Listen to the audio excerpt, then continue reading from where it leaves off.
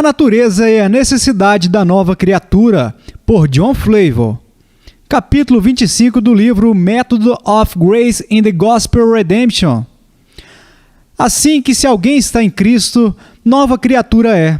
As coisas velhas já passaram, eis que tudo se fez novo. 2 Coríntios 5, 17. Você já viu uma prova de uma participação em Cristo em nosso último discurso, ou seja, pela doação do Espírito? Temos aqui outro assunto da mesma matéria, de um dos maiores e mais nobres efeitos do Espírito sobre nossas almas, ou seja, a sua obra de regeneração ou nova criação. Se alguém está em Cristo, nova criatura é.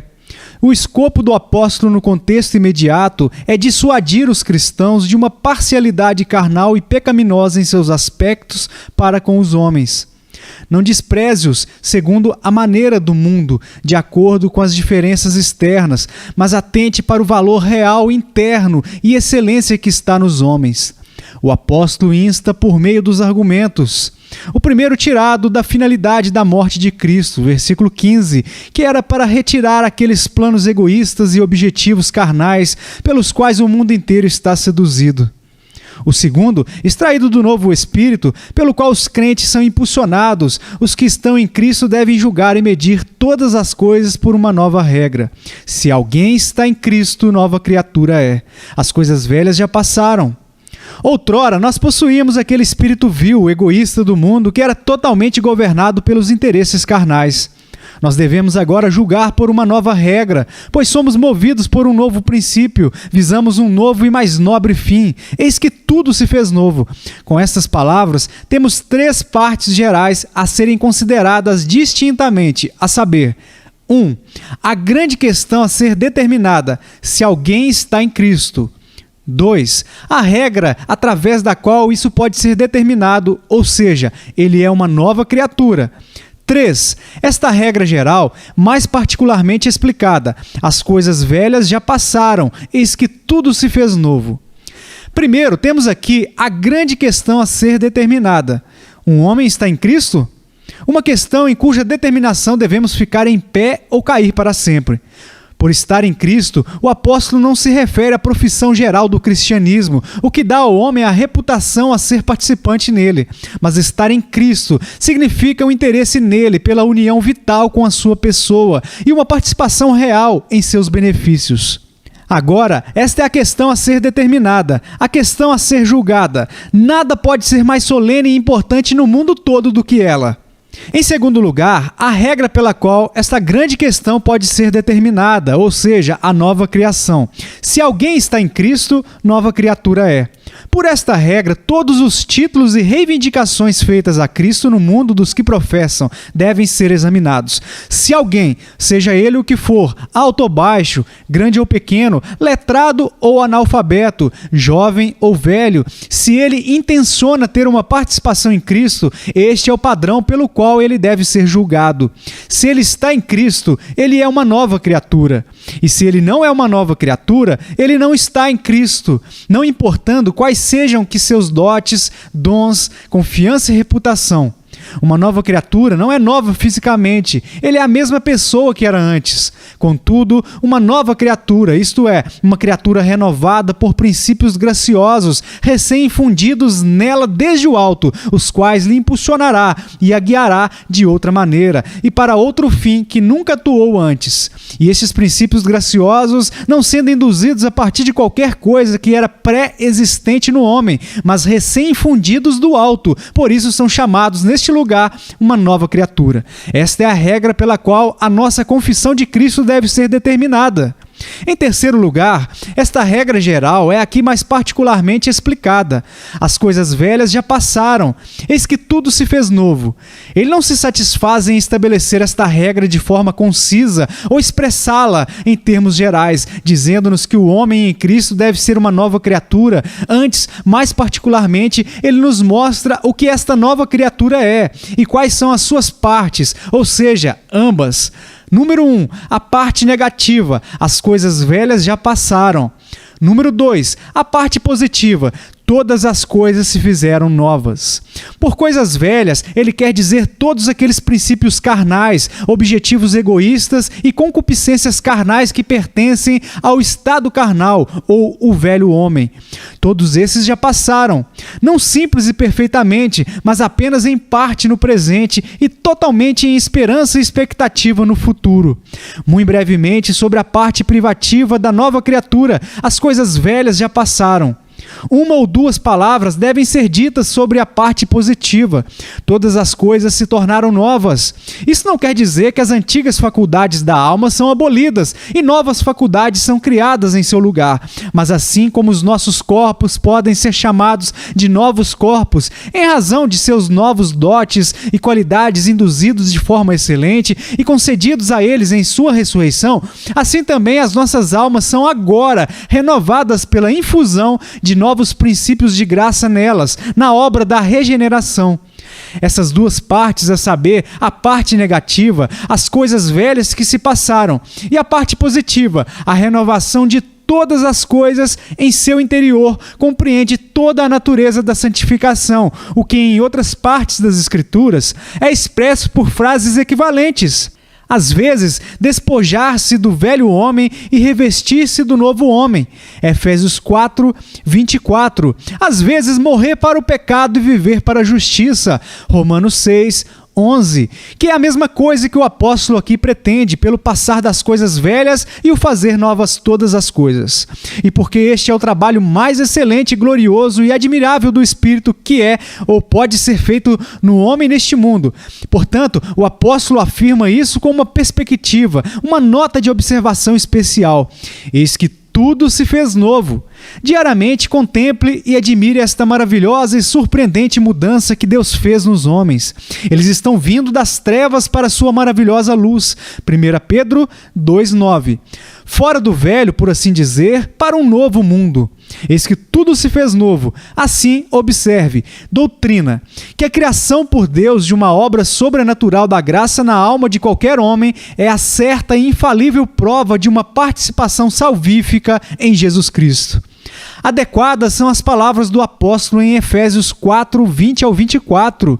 Mas vós não aprendestes assim a Cristo, se é que o tendes ouvido e neles fostes ensinados, como está a verdade em Jesus, que quanto ao trato passado, vos despojeis do velho homem, que se corrompe pelas concupiscências do engano, e vos renoveis no espírito da vossa mente, e vos revistais do novo homem, que segundo Deus é criado em verdadeira justiça e santidade. Onde temos, em outras palavras, da mesma importância, a mesmíssima descrição do homem que está em Cristo, que o apóstolo nos dá neste texto.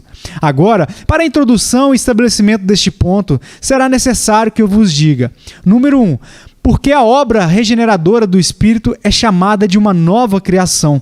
Número 2, em que respeito cada alma que está em Cristo é renovada, ou feita uma nova criatura.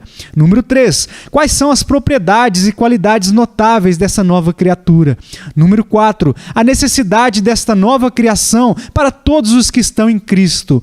Número 5, como esta nova criação evidencia o novo interesse em Cristo. Número 6, e em seguida aplico a totalidade nos seus usos adequados. Primeiro, porque a obra regeneradora do Espírito é chamada de uma nova criação. Esta deve ser a nossa primeira pergunta. E sem dúvida a razão desta denominação é a analogia, proporção e semelhança que se encontra em meio à obra da regeneração e à obra de Deus na primeira criação. E o seu acordo e proporção serão encontrados nas seguintes indicações. Em primeiro lugar, o mesmo autor todo-poderoso que criou o mundo, criou também essa obra da graça na alma do homem, 2 Coríntios 4:6. Porque Deus, que disse que das trevas resplandecesse a luz, é quem resplandeceu em nossos corações para a iluminação do conhecimento da glória de Deus na face de Jesus Cristo. A mesma palavra poderosa que criou a luz natural, criou também a espiritual. É igualmente absurdo para qualquer homem dizer: eu me faço arrepender ou crer, como é dizer, eu me fiz existir e ser. Em segundo lugar, a primeira coisa que Deus criou no mundo natural foi a luz, Gênesis 1:3. E a primeira coisa que Deus criou na nova criação é a luz do conhecimento espiritual, Colossenses 3:12. 10. E vos vestistes do novo, que se renova para o conhecimento segundo a imagem daquele que o criou. Em terceiro lugar, a criação é a partir do nada, não requer nenhuma matéria pré-existente, ela não traz nenhuma coisa de outros, mas a partir do nada. Dá uma existência ao que antes não existia. Assim é também na nova criação. 1 Pedro 2, 9 e 10. Vos chamou das trevas para a sua maravilhosa luz. Vós, que em outro tempo não éreis povo, mas agora sois povo de Deus, que não tinhais alcançado misericórdia, mas agora alcançastes misericórdia. A obra da graça não é induzida a partir do poder e princípios da natureza, mas é uma pura obra da criação. Os filósofos pagãos não podiam nem compreender, nem conhecer a criação do mundo, porque essa noção era repugnante a esta máxima da razão. En nihilo nihil fit. A partir do nada, nada pode ser feito. Assim, eles insanire cum ratione. Enganaram-se com seus próprios raciocínios.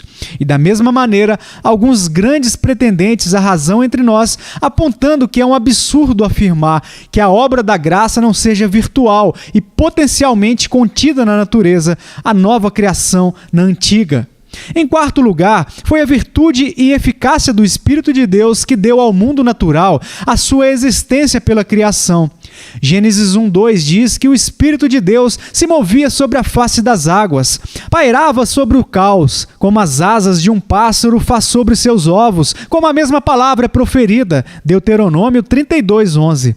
Move-se como que por incubação, aquela massa bruta por uma secreta influência vivificante, pelo qual ele chamou todas as criaturas em suas diversas formas, e em particulares naturezas. Assim é a nova criação.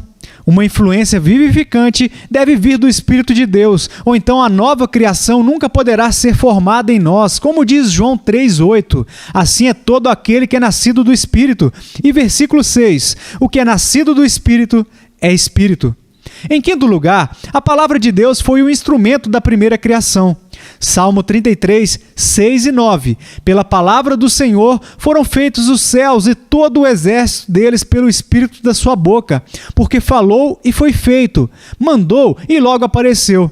A palavra de Deus é também o instrumento da nova criação, ou obra da graça do homem, 1 Pedro 1:23, sendo de novo gerados, não de semente corruptível, mas da incorruptível, pela palavra de Deus, viva e que permanece para sempre.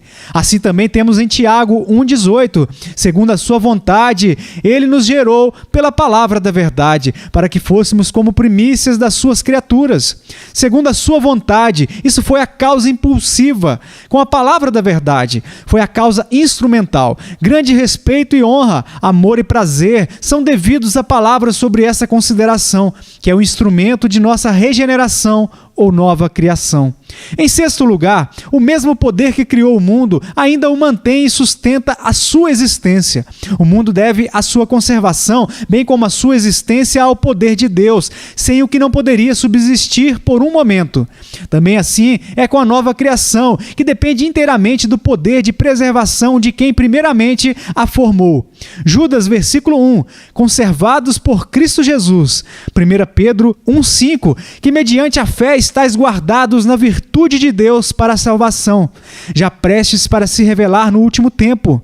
Como que de uma forma natural, porque nele vivemos e nos movemos e existimos. Atos 17:28. Assim também, de uma forma espiritual, continuamos crendo, nos arrependendo, amando e deleitando-nos em Deus, sem cuja influência contínua sobre nossas almas não poderíamos fazer nenhum destes. Em sétimo lugar, em uma palavra, Deus avaliou a primeira criação com complacência e grande prazer. Ele viu as obras de suas mãos e as aprovou como muito boa. Gênesis 1:31. Portanto, assim também na segunda criação. Nada agrada e encanta a Deus mais do que as obras da graça nas almas de seu povo. Não é um privilégio exterior da natureza ou um presente da providência que recomenda qualquer homem a Deus. Nem a circuncisão, nem a incircuncisão tem virtude alguma, mas sim o ser uma nova criatura. Gálatas 6:15. E assim você vê sobre que fundamentos a obra da regeneração faz do homem uma nova criatura. Essa foi a primeira coisa a ser desvelada. Em segundo lugar, a seguir, deve-se perguntar em quais aspectos cada alma que está em Cristo é renovada ou feita uma nova criatura. E aqui encontraremos uma renovação tríplice de todo aquele que está em Cristo. Ou seja, número 1, em seu estado e condição. Número 2, em sua estrutura e constituição. Número 3, em sua prática e conversação. Em primeiro lugar, ele é renovado em seu estado e condição, porque ele passa da morte para a vida em sua justificação. 1 João 3,14. Ele estava condenado pela lei, ele está agora justificado gratuitamente pela graça, pela redenção que há em Cristo. Ele estava sob a maldição da primeira aliança, agora ele está sob a bênção da nova aliança. Ele estava longe, mas agora veio para perto de Deus. Uma vez ele era alguém separado, um estranho, mas agora ele faz parte da família de Deus. Efésios 2, 12 e 13. Abençoada mudança de uma condição triste, ele passa para uma condição doce e confortável. Portanto, agora nenhuma condenação há para os que estão em Cristo Jesus. Romanos 8, 1. Em segundo lugar, cada homem em Cristo é renovado em sua estrutura e constituição. Todas as faculdades e afeições de sua alma são renovadas pela regeneração. O seu entendimento estava obscurecido, mas agora é luz no Senhor. Efésios 5:8. Sua consciência estava morta e presa, ou cheia de culpa e horror, mas agora torna-se afetuosa, atenta e cheia de paz. Hebreus 9:11. Sua vontade era rebelde, teimosa e inflexível, mas agora é obediente e disposta a cumprir a vontade de Deus. Salmo 110, versículo 2. Seus desejos uma vez ansiavam e eram desperdiçados na busca de vaidades. Agora eles estão voltados para Deus. Isaías 26, 8. Seu amor que delirava eternamente iludido por objetos terrenos, agora é absorvido pelas excelências infinitas de Deus e de Cristo. Salmo 119, 97. Sua alegria esteve uma vez em ninharias e coisas vãs. Agora, sua alegria está em Cristo Jesus. Filipenses 3, 3. Seus temores uma vez eram as criaturas nocivas. Agora Deus é o objeto de temor e reverência. Atos 9, 31. E o pecado tornou-se objeto de medo e cautela. 2 Coríntios 7, 11. Suas esperanças e expectativas eram apenas para o mundo presente, mas agora ele espera pelo que há de vir. Hebreus 6,19. Assim, a alma em suas faculdades e afetos é renovada. O que sendo feito, os membros e sentidos do corpo precisam ser destinados e utilizados em novos serviços, não mais para serem armas da injustiça, mas instrumentos de serviço a Jesus Cristo. Romanos 6,19. E assim, todos os que estão em Cristo são renovados em sua estrutura e constituição. Em terceiro lugar, o homem em Cristo é renovado em sua prática e conversação. Os seres funcionam sempre de acordo com as suas naturezas. Agora, os regenerados não são o que eram antes. Não podem andar e agir como uma vez eles fizeram. Efésios 2, 1 ao 3. E vos vivificou, estando vós mortos em ofensas e pecados, em que noutro tempo andaste segundo o curso deste mundo. Eles eram levados, como a água pela força da maré, pela influência de suas próprias naturezas corruptas e os costumes e exemplos do mundo. Mas o caso está agora alterado. Assim, em 1 Coríntios 6,11, o apóstolo expôs aos crentes os antigos companheiros no pecado e lhes diz: e é o que alguns têm sido, mas haveis sido lavados, mas haveis sido santificados. O mundo está agora bem alterado quanto a você, graças à graça de Deus por isto. Essa maravilhosa mudança de prática, que é tão universal e notável em todos os regenerados, imediatamente após a sua conversão, deixam o mundo surpreso com eles. E acham estranho que você não corra com eles no mesmo desenfreamento de dissolução, blasfemando de vós. 1 Pedro 4, 4. Eles acham estranho, essa palavra significa ficar de pé e olhar, como a galinha que chocou ovos de perdiz, quando ela vê os pintinhos que ela trouxe à luz, tira as asas e voa para longe deles. Assim fazem os homens do mundo, ficam espantados ao ver seus antigos companheiros de pecado, cuja língua uma vez foi vã e terrena, talvez profana e imunda, agora estarem orando, falando sobre Deus, sobre o céu e sobre as coisas espirituais, não tendo mais relação com eles quanto ao pecado pecado, a não ser por meio de repreensão e advertência. Isto espanta o mundo e os faz olhar com um estranho olhar admirado em relação ao povo de Deus. Em terceiro lugar, a seguir, investigaremos as propriedades e qualidades dessa nova criatura e mostraremos a você, segundo a nossa capacidade, o que elas são. Mas, leitor, não espere aqui um relato exato e preciso do que é um tão grande mistério, pois se perguntas podem ser feitas sobre uma simples mosca, que pode deixar confuso o maior filósofo ao respondê-las. Quanto mais podemos conceber essa grande e maravilhosa obra de Deus, a mais misteriosa e admirável de todas as suas obras, que supera os entendimentos dos cristãos mais iluminados. Quão pouco sabemos sobre a natureza, propriedades e operações dessa nova criatura. Até onde Deus revelou aos nossos fracos entendimentos, podemos falar sobre isso. Em primeiro lugar, a Escritura fala dela como uma coisa de grande dificuldade a ser entendida pelo homem. O vento assopra onde quer, e ouves a sua voz, mas não sabes de onde vem, nem para onde vai. Assim é todo aquele que é nascido do Espírito. João 3:8. A origem dos ventos é uma questão de grande dificuldade na filosofia. Nós ouvimos o ruído do vento, sentimos a sua força poderosa e observamos os seus efeitos estranhos. Mas não sabemos de onde vem nem para onde vai. Pergunte a um homem: você ouviu o vento soprar? Sim. Você sente ele soprar? Sim, muito evidentemente. Você vê os efeitos dele arrastando e derrubando as árvores? Sim, muito claramente. Mas você pode descrever a sua natureza ou declarar a sua origem? Não, isso é um mistério que eu não entendo. Ora, é justamente assim com aquele que é nascido do Espírito. O Espírito Santo de Deus, cuja natureza e operações entendemos bem pouco, vem do céu, vivifica e influencia nossas almas, derrota e mortifica as nossas concupiscências pela sua onipotência. Esses efeitos do Espírito em nós experimentamos e discernimos de forma sensível, mas como o Espírito de Deus veio inicialmente e vivificou as nossas almas e produziu esta nova criatura em si, entendemos um pouco mais sobre isso do que como se formam os ossos no ventre da mulher que está grávida. Eclesiastes 11:5. Por isso a vida da nova criatura é chamada de uma vida escondida. Colossenses 3:3.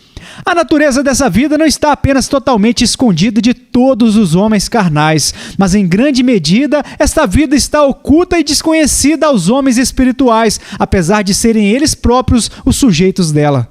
Em segundo lugar, embora esta vida da nova criatura seja um grande mistério e segredo, em alguns aspectos, contudo, até onde é conhecida e aparece sobre nós, a nova criatura é a criatura mais bela e encantadora que já Deus fez, pois a beleza do próprio Senhor está sobre ela.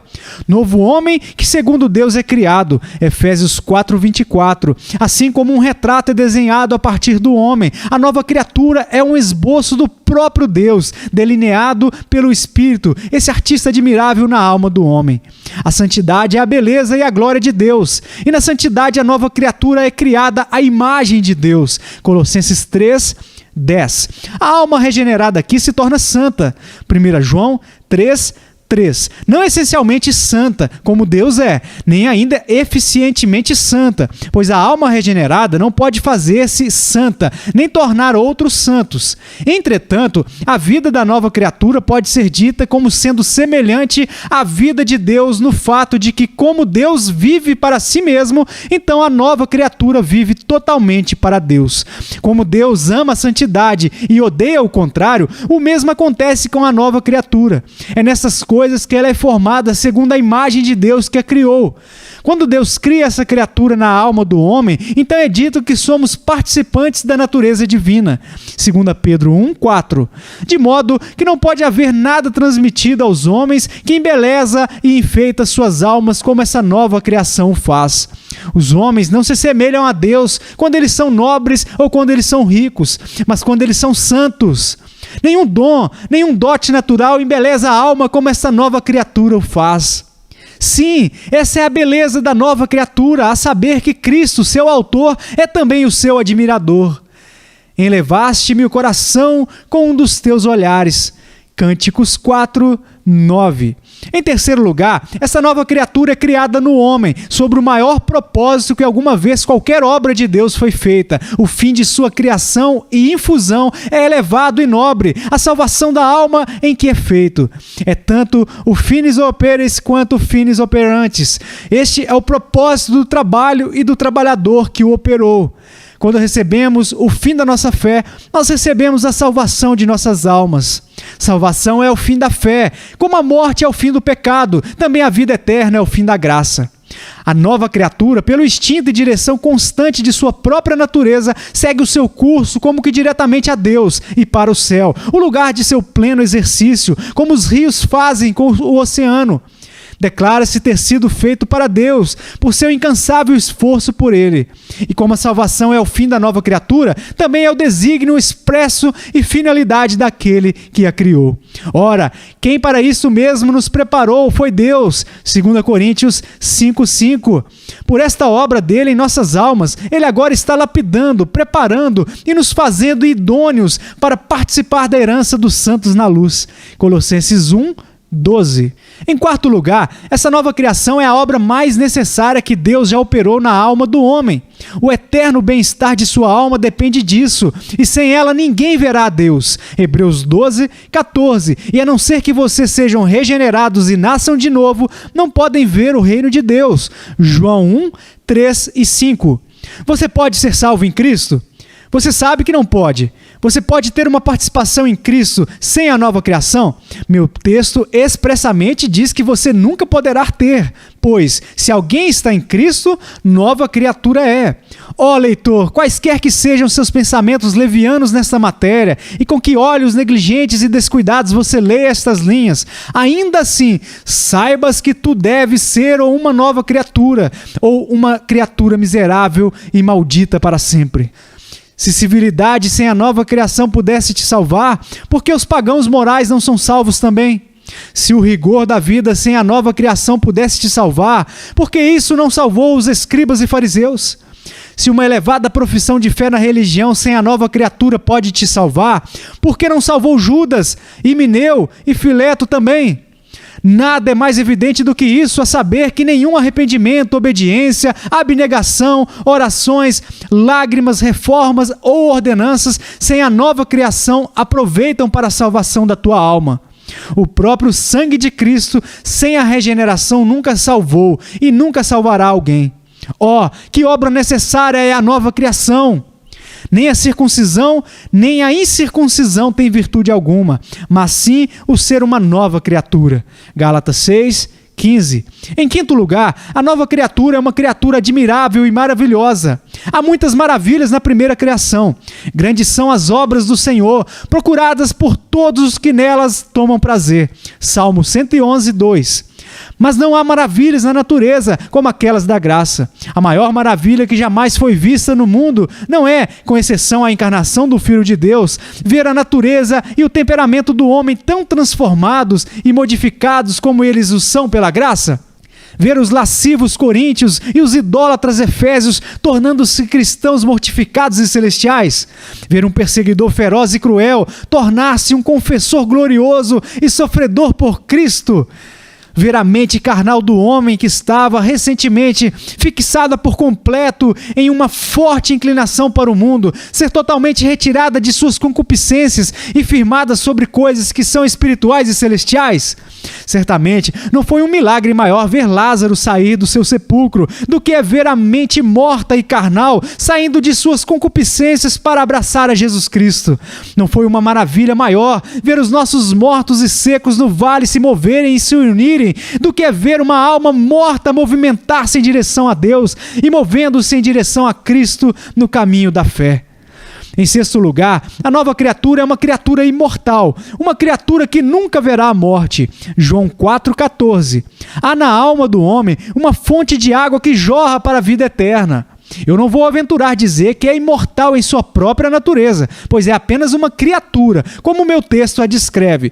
E sabemos que infinitude essencial está na propriedade comunicável de Deus.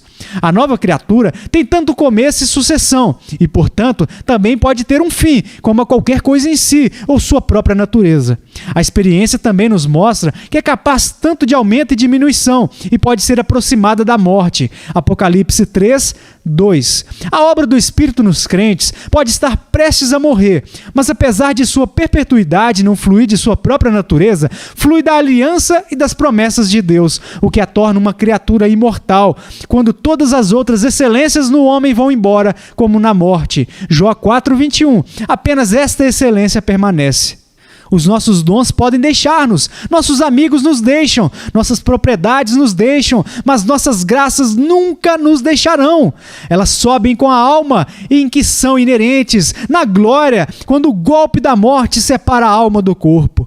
Em sétimo lugar, a nova criatura é uma criatura celestial, os quais não nasceram do sangue, nem da vontade da carne, nem da vontade do homem, mas de Deus. João 1,13. Sua descida e origem é celestial, é espírito nascido do espírito. João 3,6.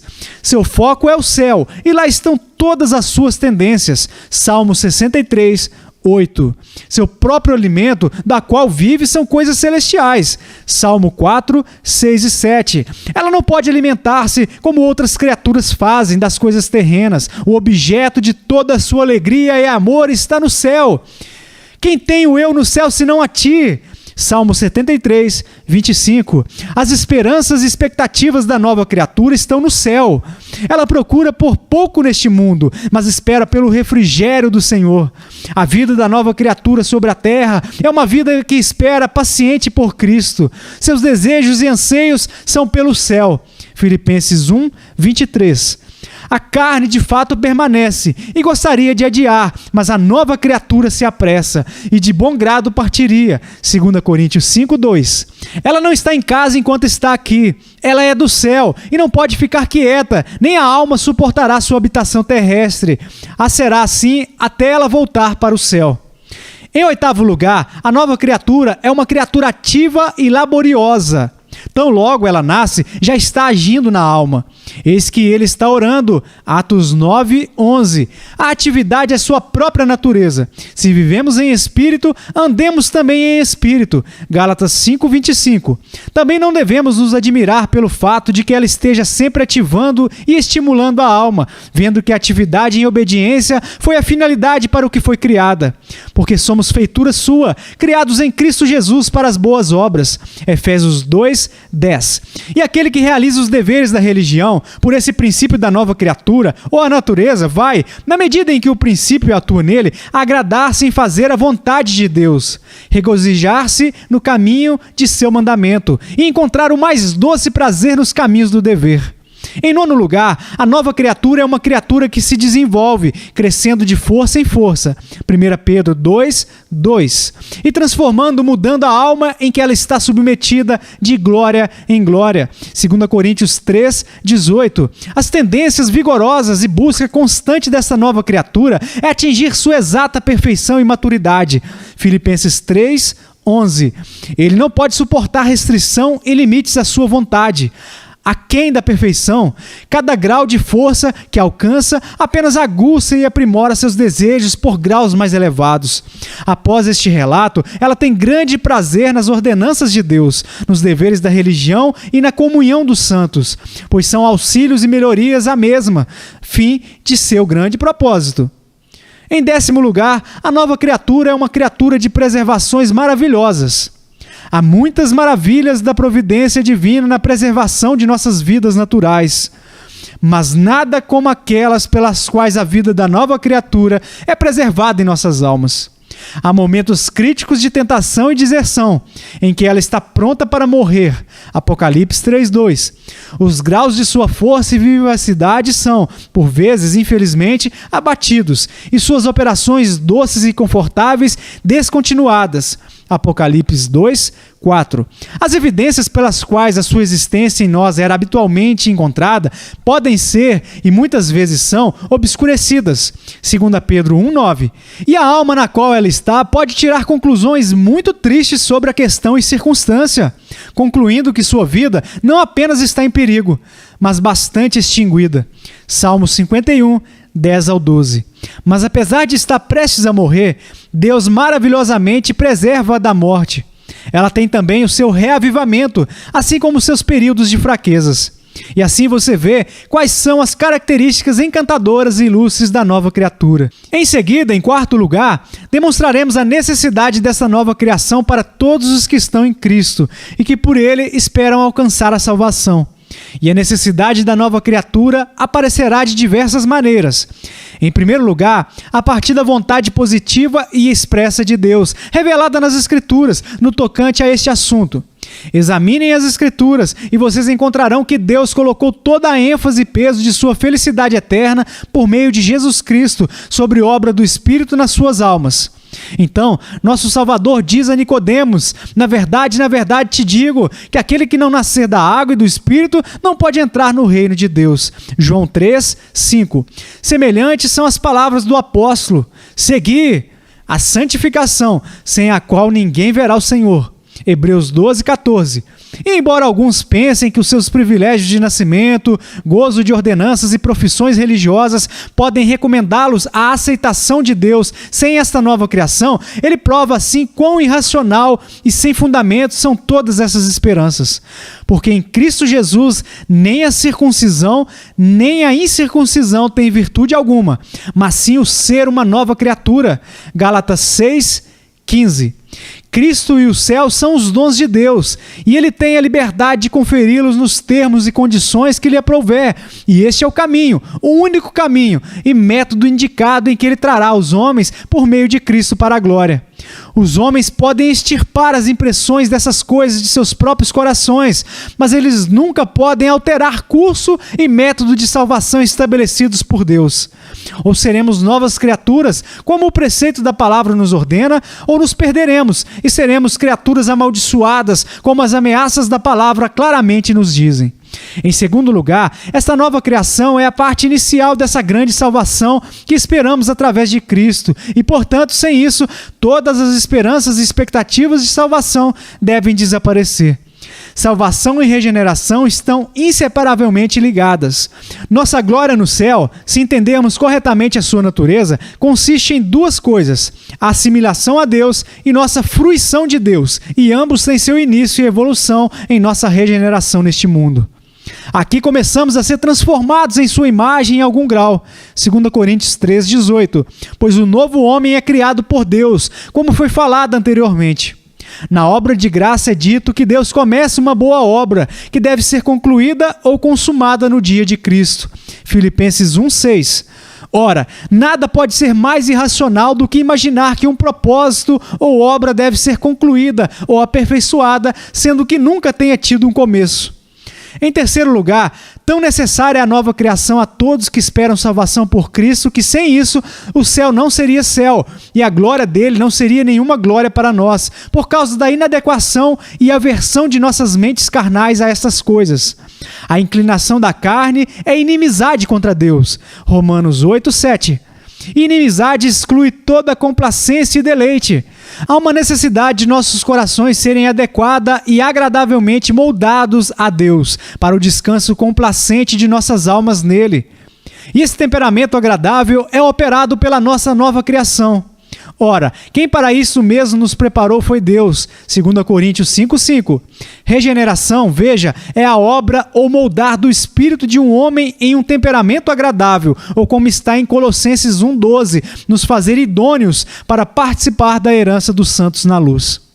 A partir de tudo isso, segue-se, vendo que não pode haver complacência ou deleitar-se em Deus sem idoneidade e conformidade com Ele, como é evidente a partir de 1 João 3, 2, bem como a partir da razão e da natureza da coisa em si mesma, que ou Deus deve tornar-se semelhante a nós, adequado aos nossos corações pecadores, corruptos e vãos, o que é simplesmente uma rude blasfêmia alguma vez imaginar isso, ou então devemos ser feitos agradáveis e adequados a Deus, o que é propriamente o que agora estou provando ser necessário. Em quarto lugar, há uma necessidade absoluta da nova criação para todos os que esperam ser participantes em Cristo e na glória vindoura, uma vez que todas as características, marcas e sinais de tal participação são constantemente tomadas a partir da nova criação operada em nós. Olhe para todas as marcas e sinais de participação em Cristo, ou salvação por meio dele, que se encontram dispersas nas Escrituras, e você encontrará a pureza do coração. Mateus 5:8. A santidade, tanto em princípio e em prática. Hebreus 12:14. A mortificação do pecado. Romanos 8:13. O desejo pela aparição de Cristo. 2 Timóteo 4:8. Com muitas outras mais de mesma natureza, sendo feitas constantemente as marcas e sinais da nossa salvação por Cristo, de modo que nenhuma criatura não regenerada pode ver a sua face, pois se essas Escrituras são as verdadeiras e fiéis palavras de Deus, ou devemos ter uma nova Bíblia, ou um novo coração, o que corresponde ao quarto aspecto a ser desvelado. Em quinto lugar, a última coisa a ser falada é como a nova criação é uma prova infalível e evidência da participação da alma em Cristo. E isso aparecerá de diversas maneiras. Em primeiro lugar, onde todas as graças salvadoras do Espírito estão, ali a participação em Cristo é certa.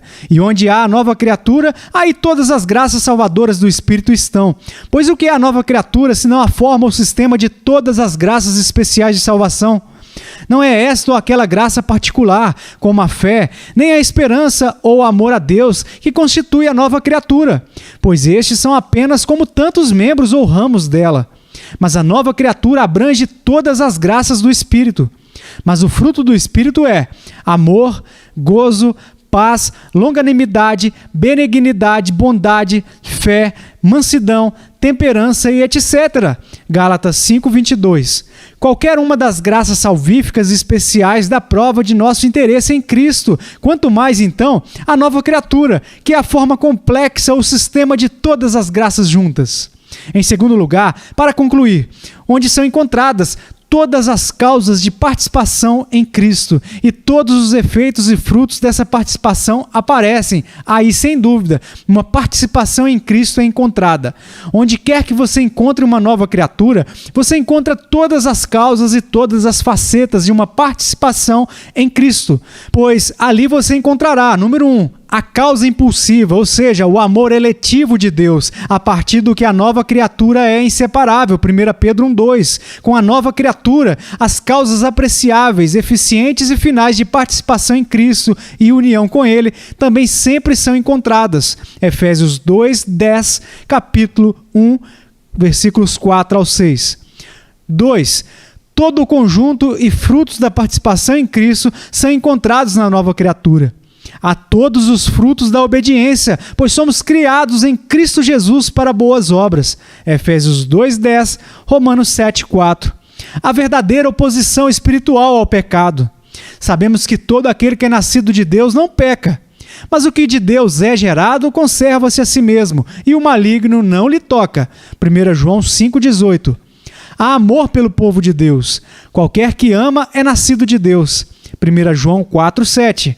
Há uma relação de consciência quanto aos deveres, pois a nova criatura é criada segundo Deus, em verdadeira justiça e santidade. Efésios 4:25. Há a perseverança nos caminhos de Deus até o fim e a vitória sobre todas as tentações, pois todo aquele que é nascido de Deus vence o mundo. 1 João 5:4. Seria fácil falar de todos os outros frutos particulares de nossa união com Cristo e mostrar-lhes cada um deles na nova criatura. E assim, muito da parte doutrinária foi dita nesse ponto.